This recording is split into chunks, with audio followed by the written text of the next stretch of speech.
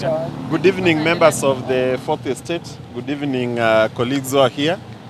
We are here to issue a statement on the progress we've had today in our quest for justice for the family of Brian Odhiambo, as well as for Brian himself too.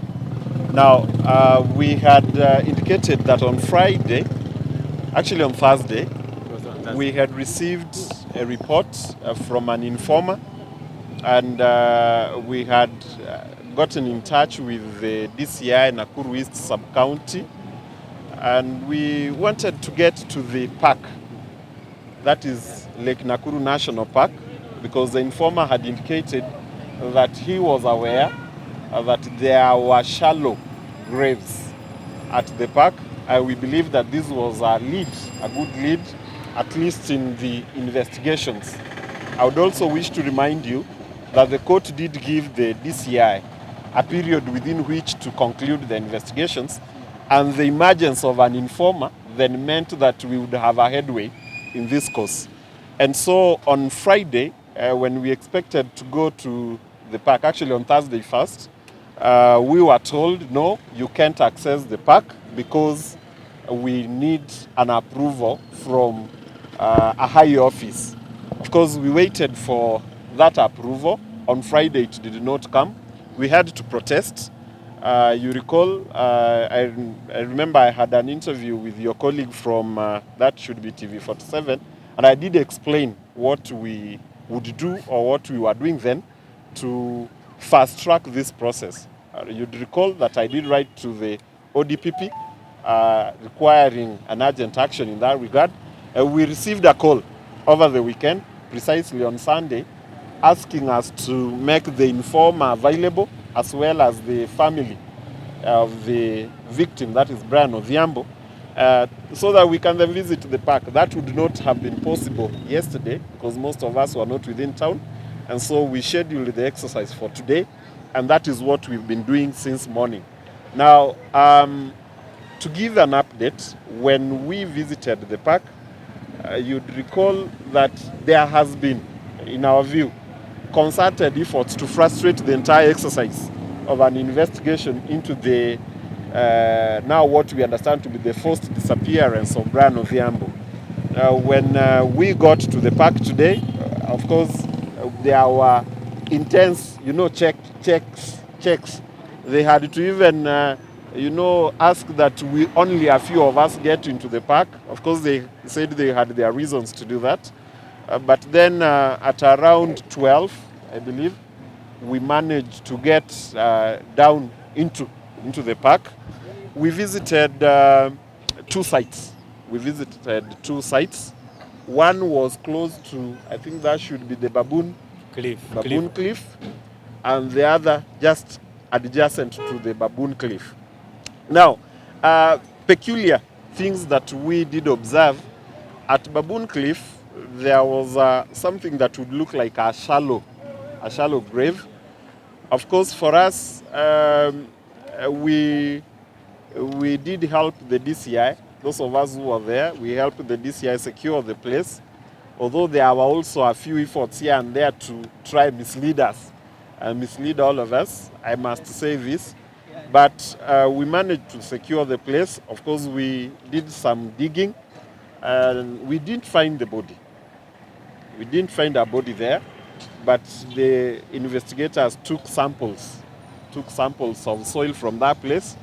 We were also told that the soil from that place had been used to help some flowers grow somewhere. So we also had to go and see where those flowers were. Of course, we were a little disappointed with what we saw there. My friend Hussein and Masese would have a mention of what we made of the observation at around that place. We moved to a second site where the informer took us. We found 6 holes, 6 shallow holes to be precise. Of course, they have an explanation. The people at the park would tell you what those, or who made those shallow holes.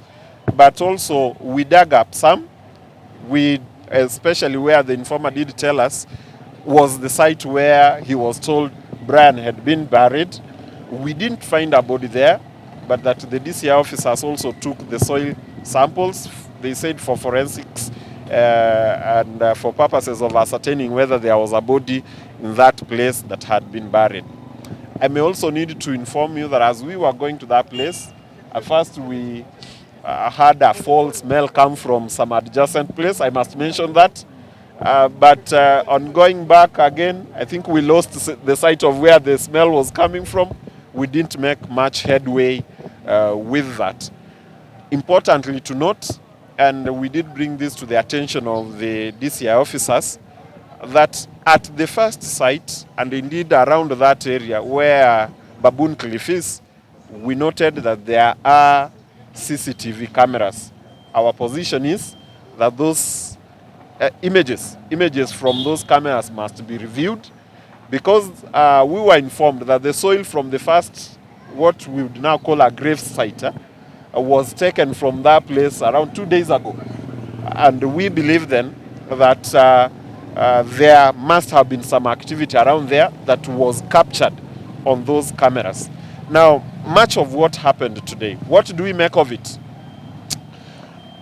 From where I stand, we are making the first few steps towards the conclusive investigations into the disappearance of Brian Odhiambo, and indeed to many others who may have disappeared under similar circumstances. For us, it's a step in the right direction, although we have observed that there are concerted efforts. This I want to say. There are concerted efforts for us not to get any headway with these investigations. Our view is that we'll continue pushing on, and we'll continue inviting more people who have information that would assist the family and everyone else who is interested in this cause to reach at a destination where we would say there has been fairness and justice for the family of Brian and for Brian himself. Now that is the much I would say for now, unless you have questions for me. Talking of the shallow graves, what did they tell you exactly why they were there in the first place? Well, when we didn't find the bodies, at first when we got to the first site, a peculiar thing that happened. The in charge of Baboon Cliff came straight away, of course, to that site and was saying, "Oh no, this was, where we took some soil 2 days ago to go and plant flowers with." For us, 2 days really goes back to the day when the informer came out. It is a striking coincidence. A question anyone would ask. I mean, how so convenient that it's only 2 days ago when you learned about an informer that is here and saying there is a body here, and then you found it convenient to take soil from that place to go and plant flowers with. So I think it should disturb everybody's mind, including the minds of those who are investigating. I'm also reminded, perhaps even as we continue taking your questions, that when we were still there, we learned that, number one, all those officers that were there when Brian disappeared have actually been transferred. That is something worth noting. All the KWS rangers that were there have been transferred. Number two, as we speak, you recall there was the in-charge who had come to court to explain what had happened to the guy who had been arrested, Mr. Oyugi. Mr. Oyugi is no longer at L.Nakuru National Park. That park is under a new sheriff, the one who takes orders from above concerning whether we can access that place or not. A new sheriff is in town, together with, I think, even the assistant, who has been also quite overzealous in this cause, is also new. So that may be a point to note even as we make progress with this matter. Any other question again?